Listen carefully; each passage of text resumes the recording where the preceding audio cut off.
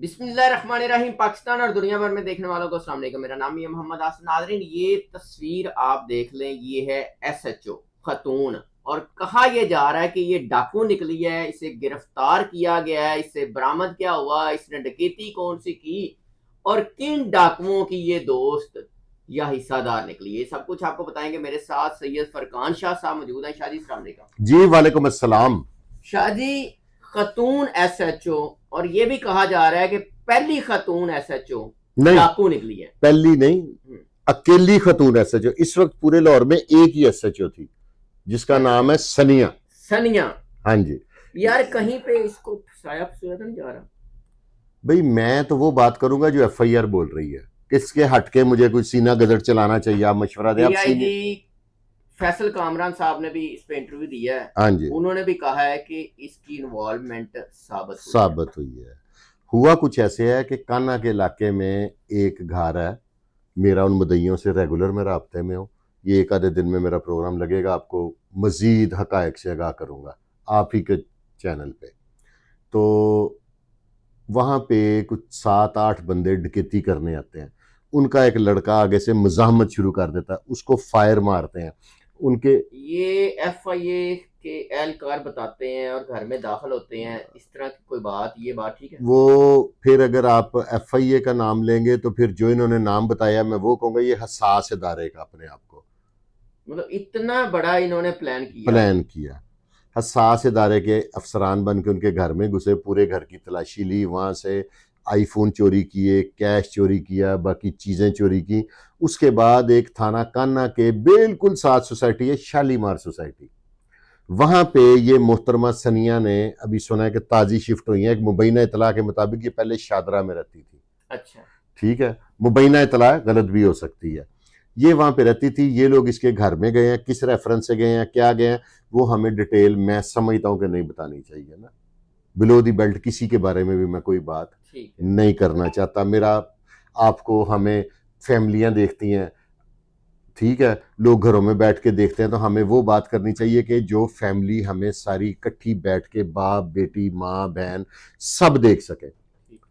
तो तल्लक बताने की या तफसील में जाने से मोहतरमा के क्या चीज बरामद हुई है, कैसे डाकुओं के साथ तल्लकात है, कैसे ये डाकू निकली है?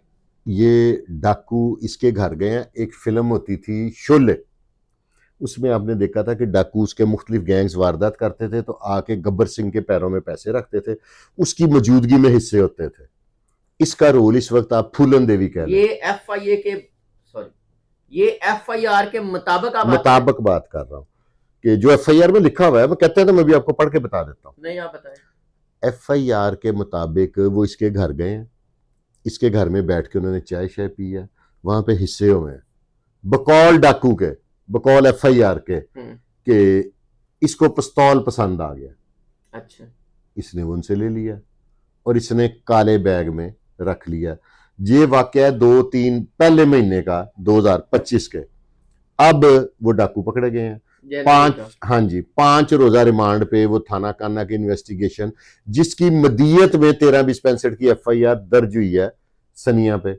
सनिया साहबा को हो सकता है कि किसी मामले का पता ही ना हो, ऐसा भी हो सकता है। देखें, अब मेरा ये ऑफिस है छोटा सा, इतना कि उसकी ड्राइंग रूम होगा जितनी उनके घर की मेजरमेंट है, थोड़ा सा छोटा होगा, बड़ा नहीं हो सकता। इसमें कोई मेरे घर में आके, मेरे दफ्तर में आके आपस में हिस्से कर रहा है, तो वो मुझे बताए या ना बताए, मेरी अकल काम नहीं करती कि ये किस चीज के हिस्से हो रहे हैं कि नहीं करती है। ठीक हो गया, ये हिस्से हो रहे थे उसके घर में, तो इसको, अगर ये पुलिस अफसर थी सही, तो इसको खुद गिरफ्तार करना चाहिए था। अगर ये खुद गिरफ्तार नहीं कर सकती थी तो अपने किसी सीनियर को बताती कि सीआईए पढ़वा के उन्हें पकड़वा देती। इसकी जिम्मेदारी यही थी कि बीच में से अपनी पसंद का पिस्तौल ले लेना इसकी जिम्मेदारी थी। आप मुझे बताएं।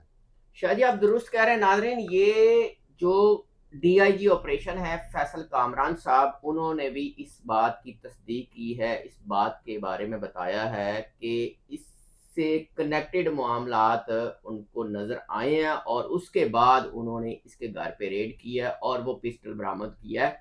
जो कि डकैती में इस्तेमाल हुआ था। ये है एफआईआर के मुताबिक भी और पुलिस अफसरान के आपकी एक मुताबिक भी। बात और मैं काट रहा हूं माजरत के साथ कि इससे कबल भी कई डकैतियों में वो पिस्तौल इस्तेमाल हुआ हुआ अच्छा, यही पिस्तौल। यही वाला पिस्टल। वो फिर जो माल जिस वार वो होता है, वो जरूरी चीज होती है, जिस वेपन से वारदात थी वो पुलिस के लिए रिकवर करना लाजमी जुल्म मजलूम होता है। तो उन्होंने वो पिस्टल वही बरामद करना उनकी मजबूरी थी। शायद रियायत मिल जाती अगर डीआईजी फैसल कामरान डीआईजी लाहौर ना होते तो। शादी ये तैनात कहाँ थी? Women police station SHO Lytton road. ठीक है, रेस कोर्स नहीं। नहीं नहीं, लिटन रोड।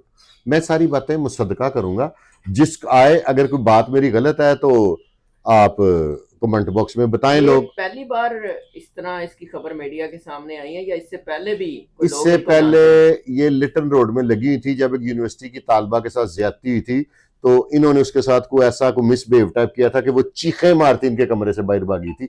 ये वही ये वली मोहतरमा वही है। वही है। अच्छा।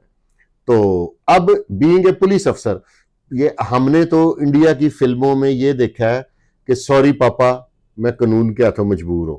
ठीक है, पुलिस वाले की यही जिम्मेदारी है। इसकी ये जिम्मेदारी थी, इसका वो जितना भी करीबी रिश्ता था, ताल्लुक था, इसको उनको गिरफ्तार करना चाहिए था, ना कि उन्हें छोड़ना चाहिए था।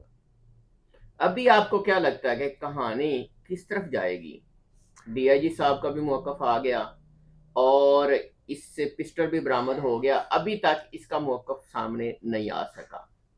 डीआईजी ऑपरेशन का किरदार ऐसा है कि एक सब इंस्पेक्टर एसएचओ के खिलाफ वो झूठी बात करे, आप मान लेंगे? हाँ, नहीं आप उनको जाती तौर पे जानते हैं, ठीक है। इतना बड़ा अफसर है, इस तरह तो नहीं कर सकता सर ना। और अफसर, दूसरा ये है कि उन्होंने इससे बड़े अफसर भी सबूतों के बड़ा साथ गिरफ्तार किए। इससे बड़े अफसर भी बड़ा कुछ कर जाते हैं, लेकिन इस अफसर को तो मैं जाती तौर पे जानता हूं ठीक ना, है।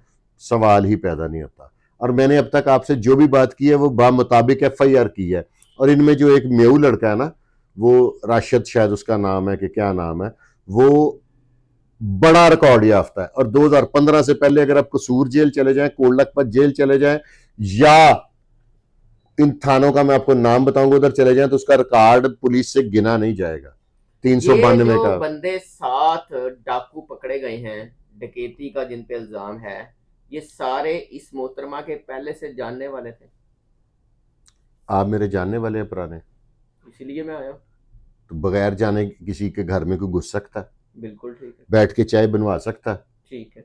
तो ये तो तयशुदा बात है ना, इससे बांट सकते हैं। इससे बांट सकता है। और ये वहां पे अपनी होंडा भी छोड़ के भाग गए थे जिसको ग्रीन नंबर प्लेट लगी हुई थी। मोहतरमा के साथ अब क्या होगा? माफी होगी, 155 सुलह सी होगी, क्या होगा? 155 सी की कार्रवाई होगी। उसको कल से मुअत्तल कर दिया गया, डीआईजी साहब ने, ऑपरेशन ने मुअत्तल कर दिया, ट्रांसफर टू लाइन हुई है। इसके बाद अगली कार्रवाई है 155 सी, अपने इख्तियार से तजावज करना। ठीक हो गया, अब तो बस। और पिस्टल बरामद करने वाली वो भी डकैती में इस्तेमाल शुदा, और दानिस्ता तौर पे उस पिस्टल को अपनी कस्टडी में रखना। हाँ, उस ये पे कौन सी दफा जी? वो अब देखेंगे, पुलिस वाले थोड़ी बहुत रियायत तो देंगे ना, उनके डिपार्टमेंट की है कि वो। लेकिन फैसल कामरान साहब का रिकॉर्ड आपको पता ही अब है वो माफी नहीं कि देते। वो माफी नहीं उन्होंने देते। वो ये कहते हैं काली भेड़ों को चुन चुन के एक निकालेंगे। दिन में, जब से मैं जवान हुआ हूं, पहली दफा मैंने देखा है कि 2 एसएचओ अपने ही थानों की हवालात में गए, हाँ, और वो कमाल। भेजने वाला कौन? फैसल फैसल कामरान। कामरान। तो ये इस तरह के वाकयात का क्रेडिट सिर्फ फैसल कामरान साहब को ही है। तो आपको लगता है कि इसमें आगे पेशरफ्त होगी, कार्रवाई? मुझे लगता है चलेगी। कि उसको खतून होने का थोड़ा सा एज मिल जाएगा, उसको मजीद रगड़ा नहीं जाएगा। लेकिन 155 सी जरूर होगी, लेकिन 155 सी। ओके, सस्पेंड हो गया। नहीं नहीं नहीं नहीं, 155 सी मैं आपके व्यूवर्स को बताता हूँ। मैं दिहाड़ी ऑफ द रिकॉर्ड। अच्छा, हाँ जी। एक यार वो पहले वाली बात थोड़ी 155 सी जो होती है वो अपने इख्तियार से तजावज करना, उसकी सजा कैसी? वो डिसमिस हो जाएगी नौकरी से। दोबारा नहीं ऐसे नहीं, वो फिर सर्विस ट्रिब्यूनल में एक और दफा अगर इस पे लग जाए तो फिर इसकी जिंदगी तबाह हो जाएगी। 201 जुर्म को छुपाना, जो अच्छा। काशिफ जमीर पे लगी हुई है, ये ठीक है। इस पे इसको रियायत दी गई है। वो नहीं लगी अभी तक, आगे लगने का कुछ भी हो सकता है। कोई चांसेस बन सकते हाँ हैं। हाँ, बड़ा शायद कुछ हो इससे सकता है। पहले कोई खातून पुलिस वाली कोई इस तरह की एक्टिविटी में या क्रिमिनल एक्टिविटी में मुलव्वस कोई आपको जेल में नहीं है मेरे, इतनी हीनियस क्राइम में एहलकार जरूर सामने आए? मर्द तो ढेर लगा पड़ा खुद वारदात स्पाई करते हुए, और खतून एसएचओ या खतून पुलिस ऑफिसर पहली दफा आई। शाह जी बहुत शुक्रिया आपका। नाजरीन आप भी अपनी राय का इजहार कीजिएगा कि इस एसएचओ खतून के साथ क्या होना चाहिए। इजाजत दीजिए, अल्लाह ने के बाद।